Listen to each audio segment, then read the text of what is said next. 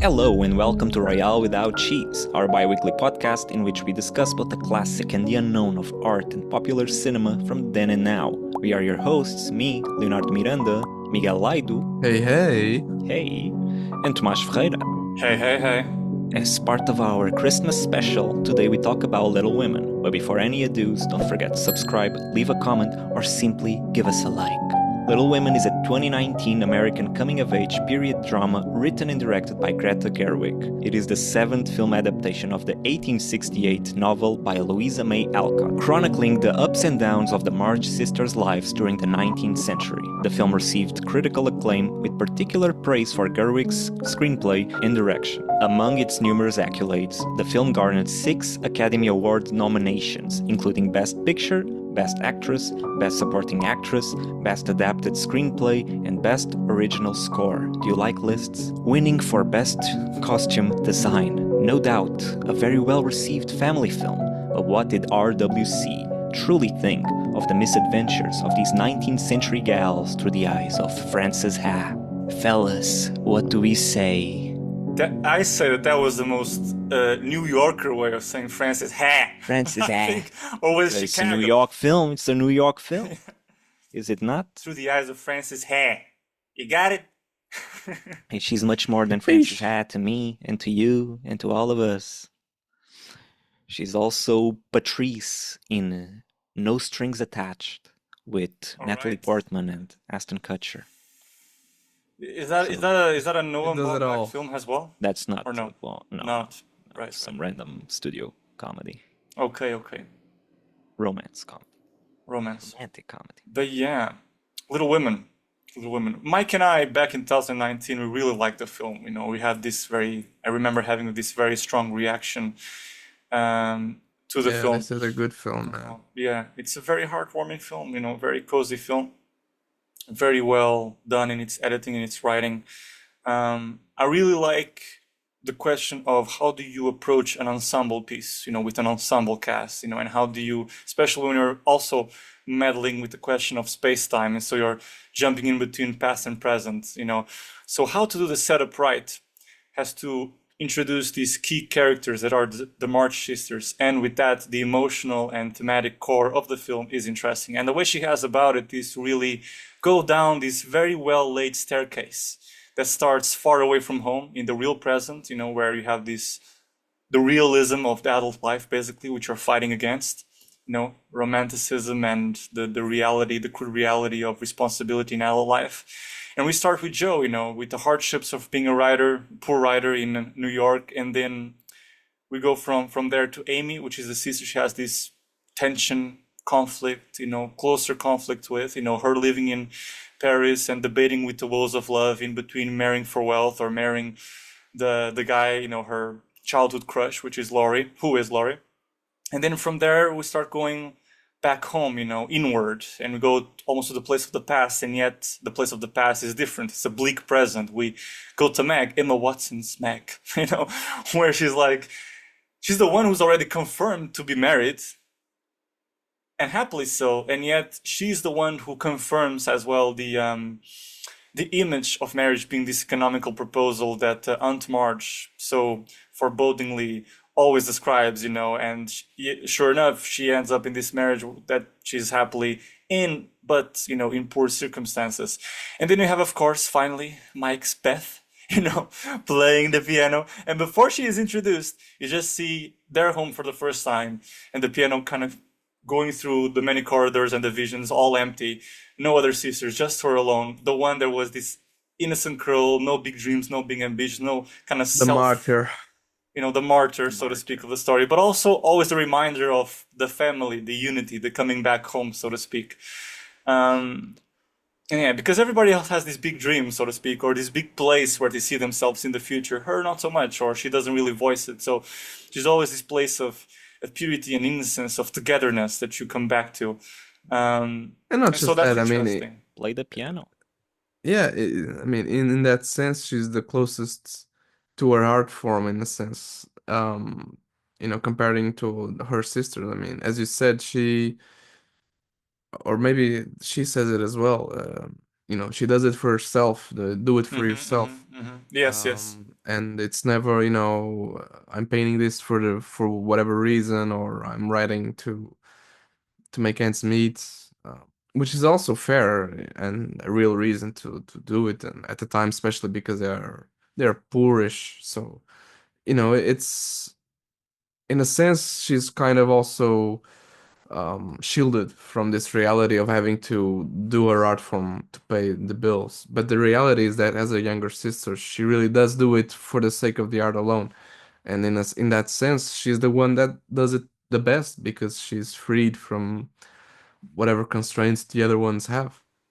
But there's also a question of not just, you need, because it's the thing you love and you need to kind of, you want to make ends meet with it. There's also the question of the ambition you have for it. The thing that Joe and Amy always underline is that they want to be for the world and they want the world to see them and they want to project their art form, which is fair and ambitious and, something that we all as artists want is to have an audience, So she cuts herself from having necessarily an audience, because like you said, she does it for herself. And that in a way can be the purest form, but it also cuts her from like any sort of like, you have, pros and cons with it, it cuts her from growing into a place where she can share it with the world and grow wider in what she can do. So, but at the same time, there's this humility and this peace of mind and inner peace where it's only it and her. She's her first audience, and there's a beauty to that. So, hence the complication.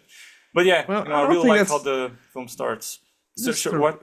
no, I just don't think I just don't think it's necessarily, a matter of ambition to not want that. It's just that it's your connection with the piano or the art form that means that you don't need more. You don't need to show it to someone else. And I think, that's not necessarily a lack of ambition. It's just how you connect with the art. I think, yes, in theory, you want Okay, to I show it to disagree. a lot of people.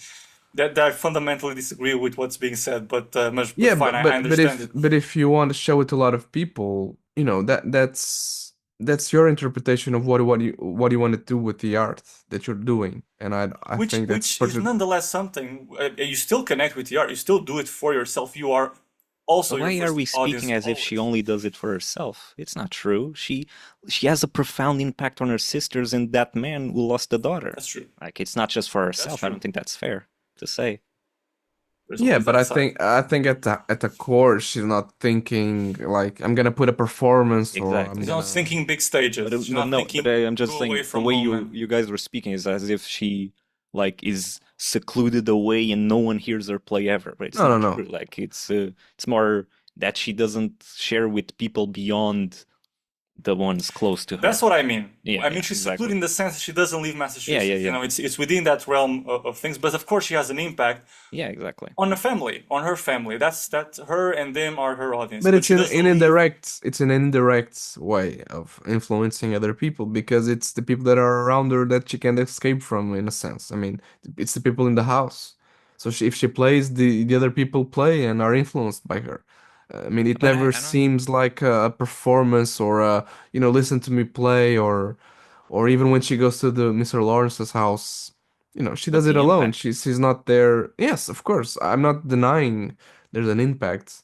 I'm just saying she doesn't have, she doesn't need someone there to be listening to her. There are people listening to her, but she doesn't need it. At least that's how I Yeah, see possibly, yeah. her But I character. mean more like also in the impact that it has. Arguably, her piano and her playing as more of a like, at least in the story as we see, it's the most impactful art expression that there is because like at the end when Friedrich plays the piano and they're heartbroken because it reminds them of her and of her art and the way that she plays for the old man reminds him of his daughter and things like that. So it's like Joe's stories about gore or whatever. Like those stories from what we see, they don't really have that impact on the people around her. And especially not like Friedrich doesn't like the stories and it breaks her heart. Like the Joe stories that we see really having an impact is, for example, the little theater plays that she puts with the sisters. It's a lot of fun. Or the little things those things that then transform into her magnum opus, I guess, which is Little Women, the story itself. So I think it's more how you transmit the small things that impact you in your life and how that then impacts others around you. But again, like I think it's both things are legitimate. Joe turning into a big story that becomes a big success is, is good. That's a good thing that she did, and it's personal. But Beth always keeping it more for herself and sharing it to people around her also has a similar impact. And in a way, it impacts the story that Joe writes because it's included in the story. So, in a way, she did transmit her art to others. It's just through the literature of her sister. So, yeah. Yeah, yeah, it's true, it's true. And I I'm not agree even with all saying that. in discussing one end of the question, which Joe and Amy being the ones who want the stage, a wider stage, and uh, Beth being the one who operates on a smaller one, that one is better than the other. It's just different ways of like living your art and operating. And like Lenny says, she does end up, her art, Beth's art, ends up influencing her own sister. And it's interesting to also see how it's interesting to speak I never thought it on, on these terms this way, but the art in the film, whether it be writing, painting, or the piano playing. In particular, now I started thinking that the film very much deals with these notions of assuming one's own responsibilities, with work, and then through that, making your passion your love. In this case, maybe the closest we have to that is the writings of Joe's becoming your ends meet, and so making money off of that. Money is always a dirty thing, the economical proposition, either getting it that security through marriage, or then making your own love your passion for the thing that you create, your art, making it into a money-making thing machine can be something that can destroy you, can be something that can corrupt you in a way, because you don't have time to really spread your wings and speak with your loudest voice. And when she does the commercial stories, Freddie, he very candidly says, you have talent, but I just don't see it here with its wings wide open. So it is, even in that sense, that strand of the narrative, the art that these couple of sisters make, the art that shows make, it is talking to one of the themes of the film, which is, or the big theme in the film, which is, how do you um, approach that sense of security? That's the key word, to gain security in your life, because they are split between achieving security, whether through the means of that very word, money, and so through marriage, that economical proposition, and to love another and submit your identity to another, and to dissipate your identity, whether that means submitting to the god of money, and so your art goes down, or submitting to another man, and your capacity to love truly the person that you would love truly goes down, in order to love someone that you don't really love, and so you get in a marriage that you don't really like. The case of Amy with being convinced to marry Fred Vaughn, but that's what she doesn't really want in her heart of hearts. So there's that security, or the security of living your own dreams, your own passion. And so that's interesting that it's even lived through the art. But it's I think all that is true, but I think it's just one step more complex, because then you know it's never just one or the other. There's not ever a duality where it's a complete choice, because as Joe Of says course, no, not herself, at all, not at all. when she's talking about, I just want women to be, to be free of this, but nonetheless I feel so lonely. I mean, Why? that's a very, Exactly. you That's know the it, crux of the film. yeah, exactly. It really is. And kind of showcases how, none of these decisions are easy for any of them, and there are always different things weighing in, and it's never just the money, but it's also never just the feelings. So it's yeah, I don't even know how to express it, but the film is very complex in how it deals with the weight of these different things in their lives, and then on top of it, the fact that they're all different people, different sisters with different personalities, wanting different things slightly out of these, out of love and marriage and money and fame. So it's you kind of flow between them, and see all their points of view in different ways, and agree with all of them at different points. None of them are outright wrong or right. So it's complex. But that's kind of, that's why, with the question of security, that's why I put the word security on both ends, on the money end and submitting yourself to a loveless marriage for money, or submitting yourself to a job that you don't like for money, and then the security of living your dreams, fulfilling your passion in the way that you want to, because there is that security and warmth in both of them. That's a challenging thing. But the thing is, there's always the need for love, like she says at the end, in that, kind of defining line. Women are talented beings as well as they have beauty. They are ambitious beings. They're not just fit for love. That's not what women are all fit for. We're not all that box. And yet, like any human being, of course, we have this need for love. But I feel so lonely. And then she cries. That's the thing. That with such heartache that she says it, and that's very empathetic.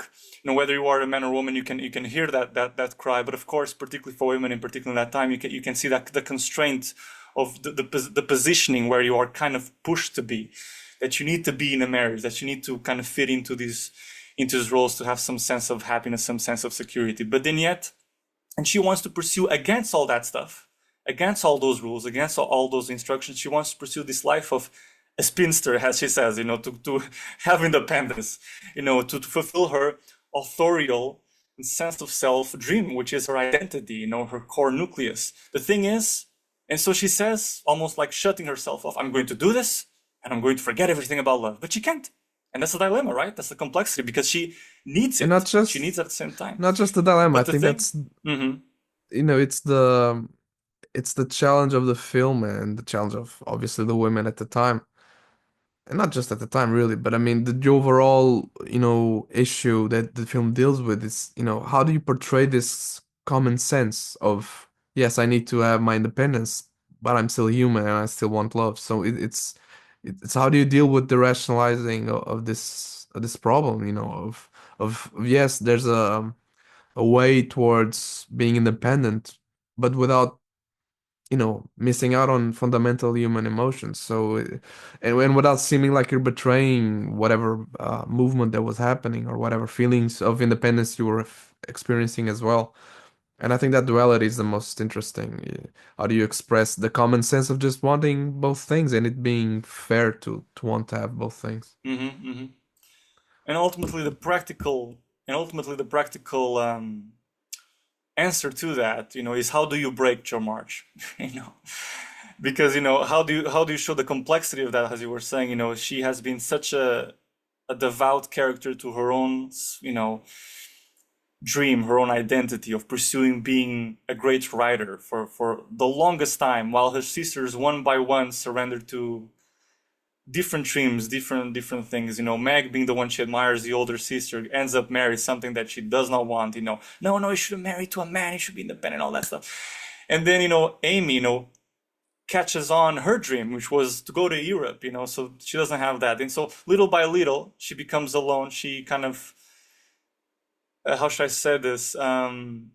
Takes refuge in being a writer in New York, but little by little she kind of confronts reality and the harshness of it, and then to have a critic as well of her own work, and she's trying so hard. And then finally Beth dies practically in her arms, and that kind of ultimately breaks her to kind of feel, and that's why the play between space-time, time and present is so important, because I don't know, just before Beth dies, if not after, you see this breaking point with her childhood best friend, which there was always this very edgy thing between is it love, is it not, where he shows his love for her and then she has to say no, but I don't feel the same. And so now when we come to the present and everything is bleak, now we see this ultimate thing that happens, which is her kind of backtracking and say, maybe I should have done that. But is that the right thing you should have done? So that's a very kind of poetic rhyme there, her to go back to that moment and trying to seek refuge in a place where that's not where you'll find love. That's not the answer. And so ultimately, I think the answer is like to not live for another, but to learn how to live with another, and the right person who respects your independence. And I think that also that key idea is in how Greta chooses to present her ending. which is this very smart way of surrendering your heroine to the thing that your heroine, your heroine, it was a very strong R, your heroine to this thing you said you would not do. We're almost portraying a feminist thing, which is, she's going to marry. So how can you do that? She's going to marry the man. For the longest time, she was saying there was no marriage. She was not going to run for that. How do you do that? So she's operating on these two hemispheres of the brain where she's surrendering to love, because we all need love. We want some kind of companionship, whatever time that's going to last. So she goes back to Freddie at the station. She kisses him, but all playing through the veil of her having this almost like jump time thing conversation with her editor. So how should we end? I don't know. So it becomes almost clinical, cold, this analysis where she's also debating money at her own ends, through her own means, well, if you want the royalties, I want the copyright and I want 10%. So she's raising, if I'm going to sell my heroine through money, which is me, by the way, I'm going to do it on my terms. So she's playing on both fields, on the dream of romanticism, so to speak, and she's giving her heroine and herself to love, which is a real kind of need.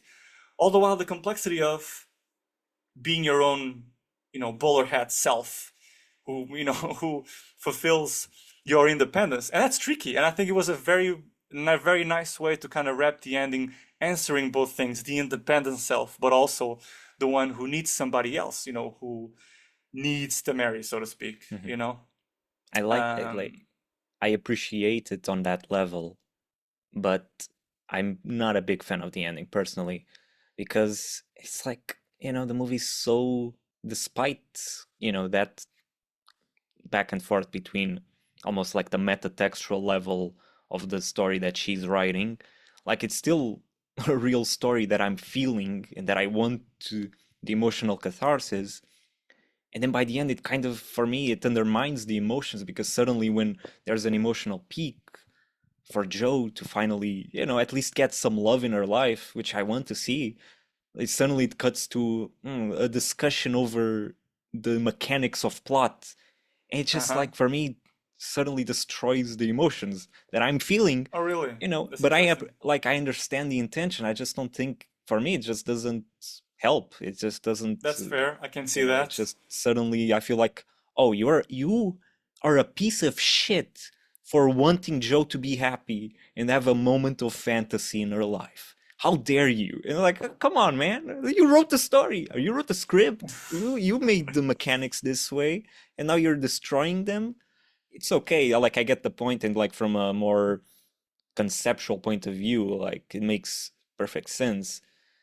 But man, like I want to see her run down the station in the umbrella in the rain. Like I want to see that, and I want to see that without at the same time being told, oh well, I'm selling my heroin for money. And it's like, I don't know, I don't love it. I feel like every time you say heroin, I think of the drug. Yeah, it's true. It has become that, hasn't it? I thought the same when I said it. Heroin with a E at the end. But I think we can also neglect the fact that these are all very young people, and part of the story works as a coming of age story as well. So it's interesting to see how all of this plays out in the minds of very young teenagers and then young adults who really have not experienced a lot, especially Jo with love, or Amy, with her art form. So these are, they do very dull things because it's at this time of history, and getting married is, it happens very soon. But at the end of the day, Jo at the end, when she goes to Friedrich, she's still a very young person, and it's okay for her to have had moments of being, completely sort of, out of her mind, the idea of love. I think when she comes to it at the end, it's fine. I think the film builds up an idea that she's very sort of in her own world and completely, impossible to find love. But again, it's because we see this very, specific experience of her life through these formative years. And she still has a lot to live and a lot of people to know. I mean, at the end of the day, we see that she is very home related, and only by the end, chronologically, does she go to New York to write. So it's only there that she really starts to meet different people. And at that time, she really only connected with Laurie, who she happened not to, feel that love for. So I think it's when she goes to New York that she meets someone new, and part of that to me is okay. Yeah, she's starting to experience, different things and meet different people, and at the end of the day, she might be just the same as any of us. And I think it's interesting to put her in again in that path at the end where she goes to Frederick and she is with him. Um, because again, that's fine. That's normal, and it's no reason to feel like you're betraying yourself. And especially because she still publishes the book, and I think that's more than connecting with the back and forth with the editor. I connected more with her holding the book and seeing it edit, because to me, I think that wraps up more the overall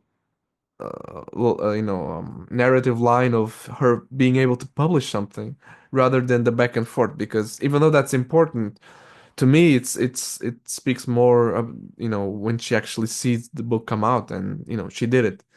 It may have been with compromises in the story. She may not be fully happy with the ending, but she did it, and she managed it, and at the time that was a great achievement. So, and again, she didn't sacrifice her wanting feelings for someone. So she manages both things, as we can then see at the end with the house party.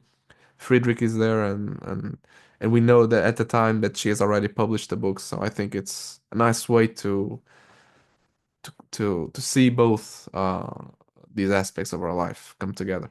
I understand Leo's point of view on the situation perfectly when you explain it. I can see it. I can accept it. For me, I think my point of view on it is that I almost see her as two beings, two personas for two different social situations. The fact that she's having this very clinical discussion with her editor does not invalidate the feelings that she has for Frederick, or that whole run up to the station, which is very heartfelt. And I must say, Alexander Desplat is great in its score throughout the film, and particularly in that moment with all the string instruments and everything. I from time to time I listen to the score of this film because I find it so beautiful. I think it's just both beings, different approaches in different social situations, and that's what I clocked in.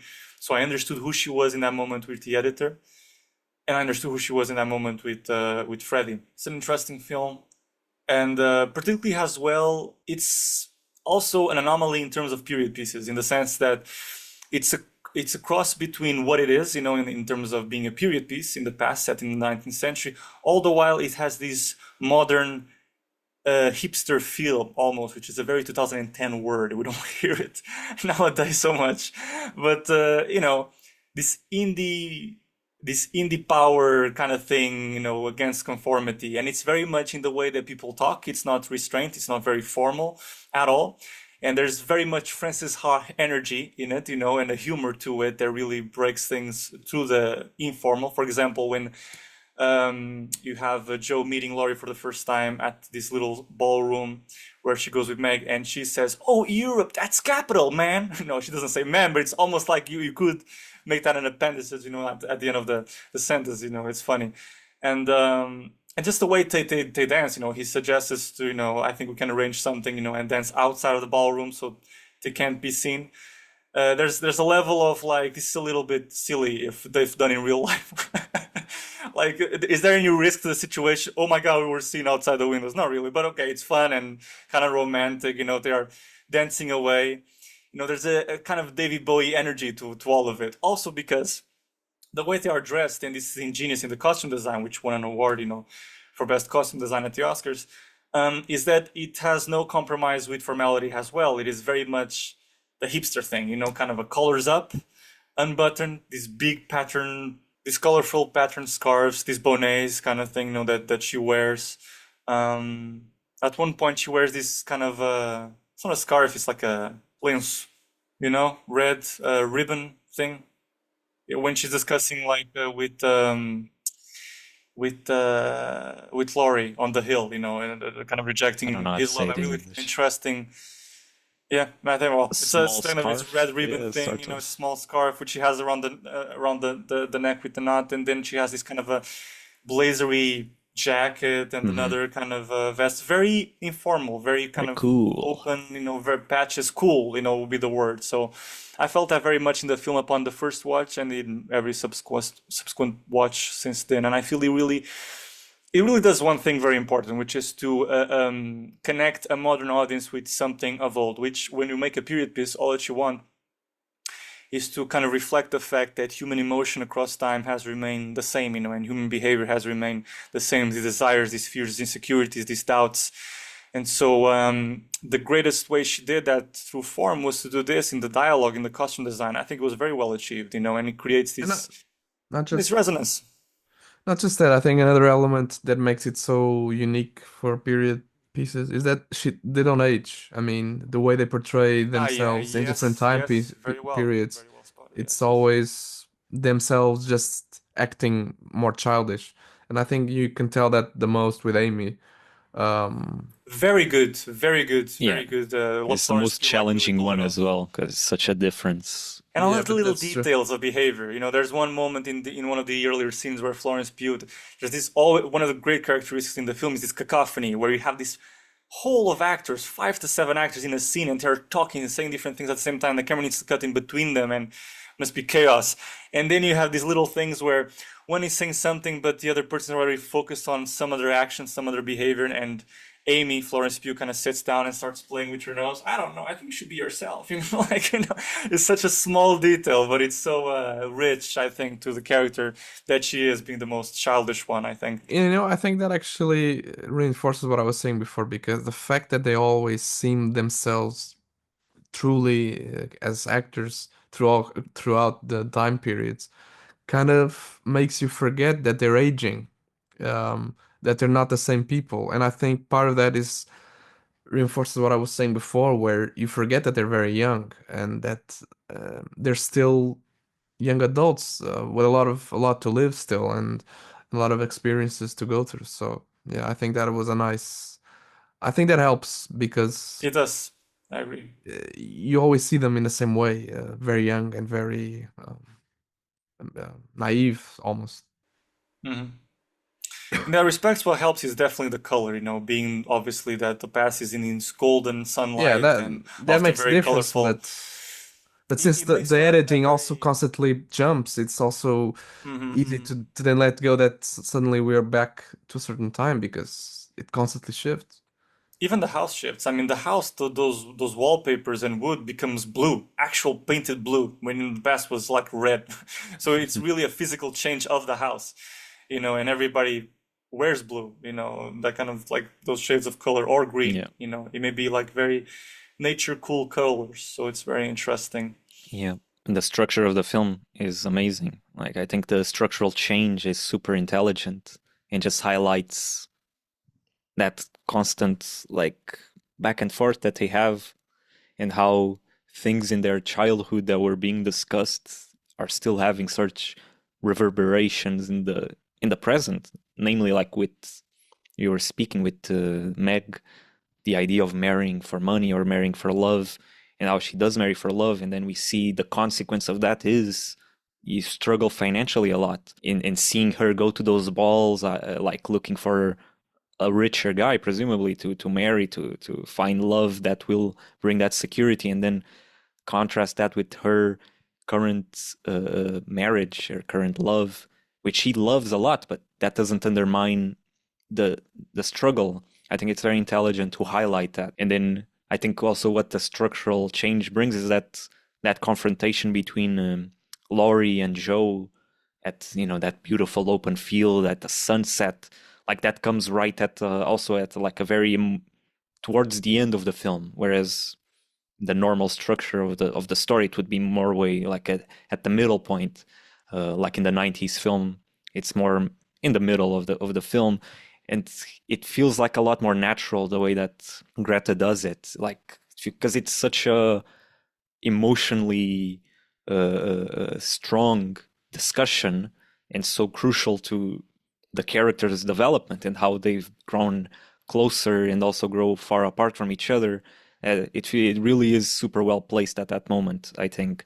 And yeah, so much of the film here is so because like I watched this version of the film because it's the first one I watched back in 2019, and then I watched the 90s version, which I also like a lot. But this one seems like the natural state of the story. It just seems like this is the most like this is the way the story should be told, which obviously it's not at all. Like that's not how it even was written in the book. But like it just I think it speaks to the intelligence of Greta's screenplay because it's really like it makes perfect sense. Because yeah, the story even I assume the normal book is obviously highlighting how those two Oh things yeah, I like think the it's youth and strongly the different in the structure. yeah, I mean, the structure is different, but the point that the book is showing is how childhood and adulthood, like these two things are not disconnected. Like they grow, and things that happen in their youth are still having an impact in Uh-huh. the future.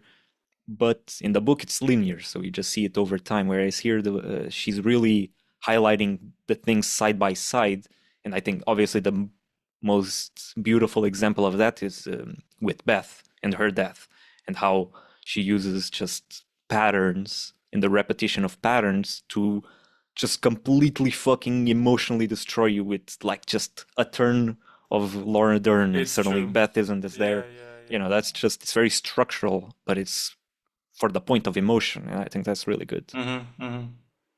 And the editing is very good in that regard because you have the opening of the eyes, of Joe, from the dream, so to speak, in one scenario, then in the other, going down the stairs, meeting up with Laura Dern, and then everything being fine, and then everything being not fine. That creates this natural anticipation that once again the curse is going to be lifted of the disease of the scarlet fever, but it doesn't happen. And she does find other devices throughout the film that create that easy connection between moments, that creates a poetry. For example, dance is a natural way to make people an audience create an inherent immediate affinity between two people or more in love because there is a physicality about it. You need to move, you kind of move with the other and be with the other and kind of match up in the same energy to perform this ludicrous thing, this dance, which is extraordinary. People don't dance, and jiggle and wiggle all the time. So that happens with Freddy, when they dance for the first time together in slow motion, which is an interesting kind of choice there.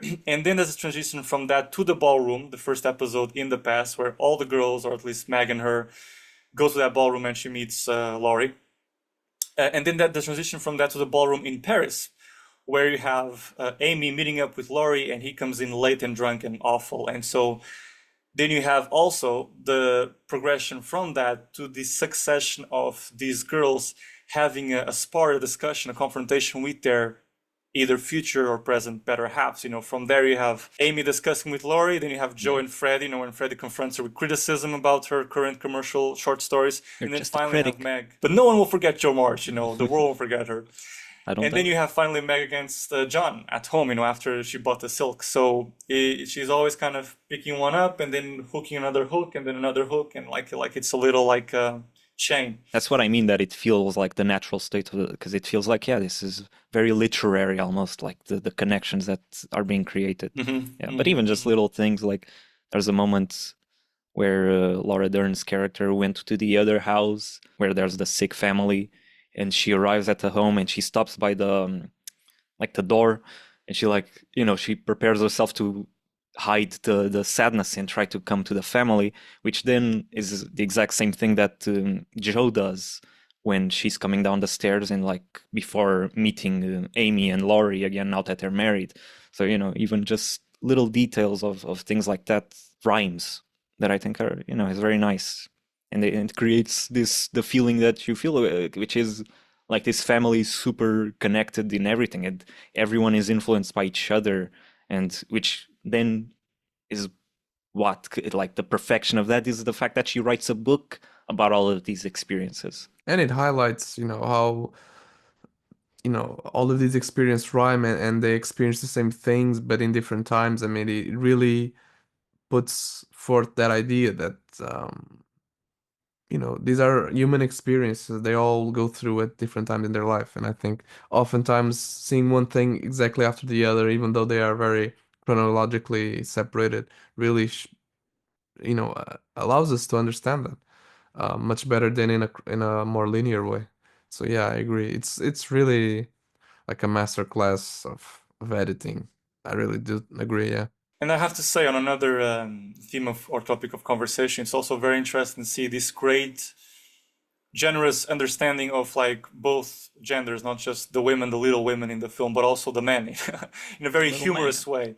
In the little man, when you have, there's always humor surrounding everything, and a very emblematic scene is, of course, when you have Laurie having lessons, taught by John, his teacher in Latin, and he's distracted, looking out the window and saying, "There's a girl there." "It's not a girl there. Sit down, please. Let's continue. This is serious." "No, there's a girl there." And he gets up. "Oh my God, that's a girl. That's a girl." So that's very funny. And when they get into Laurie's house, his grandfather's house, and there's this whole flux of energy, and they are enchanted by the girls and all their cacophony and etc. And then to go away again, and all the men are like, All right. "Well, carry on." Very silent. And I love when John kind of comes in and says, "There's also a lovely greenhouse." Like, Nerd. oh my God, we're just selling this stuff. You relate so much, like you're overselling, you're overbrought with emotion. The guy clearly is becoming infatuated by this girl slash this other girl, Meg, and then he says, he oversells it, he goes a step too far. Like, there's also, if you want to meet on the greenhouse. And then, of course, by the end, I would particularly relate with the character of Chalamet, of course, but also because perhaps he's the guy who you follow the most. But also his sensibility and playfulness. When I was a kid, I also, played a lot with girls. So that when that scene in particular, when they are all up together in that attic, which is sort of the tree house, the place for imagination to sprout and children to be children, etc. I really related with the guy, with a bunch of girls kind of making voice and doing, "Yes, well, madams, I'm sorry, but I have brought these keys for our little, Scheming. post Yeah. office in the forest. I hope you forgive me." Yes, I love that moment of theatrics. It was really kind of nostalgic for me. That small thing, and they all get sat down, and the excitement of that, and then of course the Hill thing, the declaration of love that he has for Joe. I think it's very earnest, and it just kind of breaks my heart, for him to be so giving, being the one, my grandfather expects, everybody expects, what can we do it, but I love you, Joe, and etc. It's so giving. Both of them are being so giving to the scene, and I think yeah, it's powerful. The film really, it's like it picks up all the little climaxes of the linear story and then neatly puts them in the end. With Beth's dad also being at the end, and that moment, it's all done like for emotional impact. It's super clever. But again, in a way that really highlights the experiences and the characters. It's never just, let's put all at the end just for the sake of it.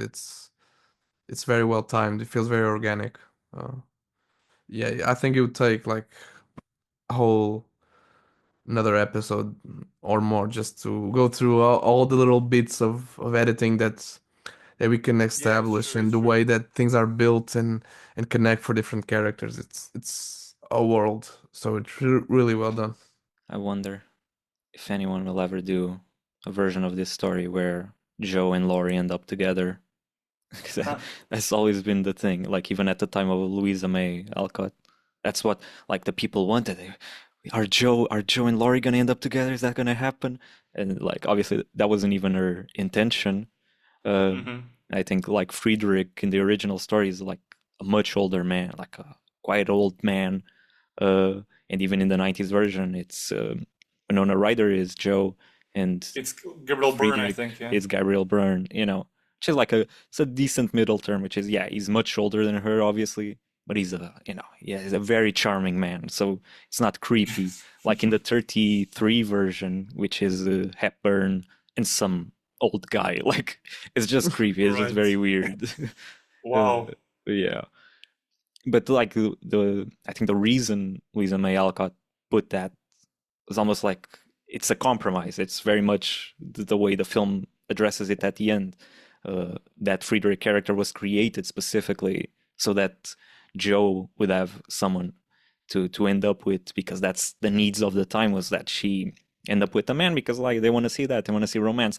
And it's not just the needs of the time, it's also my needs. I want to see Joe end up happy, it's not even But there's a clear but that's interesting because but there's a clear difference with what happens in this film and what may happen in the book. I haven't read the book, but you seem to describe it as Louisa May was far more skeptical that this character was made for her to marry because she was pushed by the editor himself to create this sort of ending. But there is no love between them. I don't know the exact, I Is don't there know any her love between them in mind. the original story? No, I Because don't here I know. believe the I love. haven't read it, so I can't like Okay, okay. tell you that. But the character was created, from what I understand, specifically for to fulfill that need of love. But I think my understanding, even in the '90s version, is a lot more. It's like an intellectual match, right? They have Mm, that they are connected, and there. I mean, yeah, in yeah, the yeah. '90s version, there's love there for sure. Um, but like even the differences here with Greta, uh, very simple stuff are so smart, which is in the original version, Friedrich takes her to the theater and shows her like an opera, whereas here he happens to be there and notices that she's also there watching Shakespeare, and then that leads to him gifting her. But like she has more agency here. She goes to the theater Yes, by yes, herself because yes. it's what she wants to do because she's an artist. So even the small things here. But I think the story, even if it's like sort of classic, oh, you just want Laurie and Joe to end up together, but I don't even need them to end up together. But I would like to see at least something more in the relationship by the end, in the sense of him recognizing the heartbreak in her, even if he doesn't anymore feel the same way about her, because she's clearly broken, like by this revelation, in my opinion, and he Yes, like yes. passes him by, which that's interesting too. But I don't know. I don't think the film does a lot with that. Even the idea of him not noticing that she's heartbroken by him being with Amy, because even like the final like. He becomes a guy in the background talking, Joe going after a man. I thought I'd Yeah, never it's see the true, it's day. It's true. like, wow, it's just not the character anymore, man. Yeah, What are you doing to me? it Yeah, just seemed yeah, like Yeah. this there's neat something. little moment where everyone is like holding hands, happy, and for the whole picture, it just kind of sacrificed a little bit of his character There's just to make something the whole gets lost thing. there. Yeah, it gets Maybe there lost could be because something that could be done with like the revel. Does she retrieve the letters from the post office in the forest? The letter she left to him. I she don't remember doesn't that. throws it in the river, Ah, which I'm maybe there was like, something there. Maybe he like should have found the no, letter. Maybe that was the please. hook in for Yeah, him to I'm kind of like, be, come on, you know. don't. And she tears it apart. I'm like, fuck you. But that's interesting. Like that the emotion that I feel of like being mad that she tears apart the letter. That's interesting. But what I do think, if you're gonna go in that direction, which is probably the most honest direction that you can go in terms of being faithful to um, Louisa May Alcott's intentions. But if you're gonna go in that direction, then I do still think you got to do a little more with Laurie and Joe by the end, so that he doesn't just fall into the background and become like kind of a nobody now. Like we go from big declaration in the open field that is beautiful, and I mean in the progression of the film, obviously this happens much earlier narratively, but in the progression of the film, it's towards the end of it's the third act, and then she returns home and she's like, "I love him. I'm gonna declare myself." She writes a beautiful letter. Then she realizes that he's getting married to her sister, and then she tears apart the letter, and then like that's it. Like and then he becomes a guy who makes a little joke about her going after another man and all that. And it's just suddenly becomes.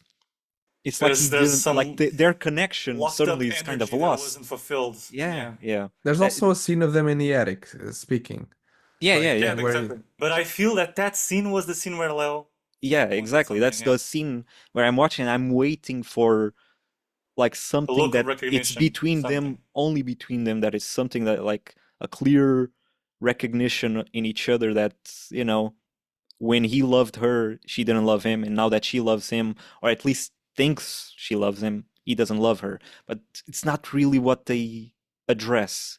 At least maybe I want it to be a bit more explicit. It's kind of there, I guess, but I feel like he's looking past her and not really understanding like what she's feeling. I feel maybe on a rewatch, but like that's the reason I love this film, and every time I'm watching it, I'm like, this movie's perfect. It's infallible.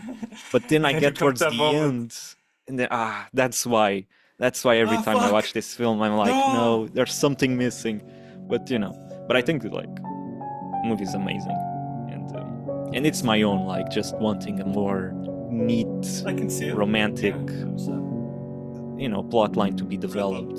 But like I think this is also legitimate and it is very well done. Yeah, agree. Yeah. And that's all for today. If you'd like to reach out and suggest a film for the next episode, you can find us on the podcast official Instagram and website pages.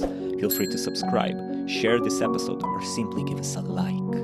That's how our podcast can grow ever more groovy. And if you're on YouTube and want to see more videos like this, check out this next video right here. Thanks for listening. See you next time, and have a Merry, Merry Christmas from the Royale family.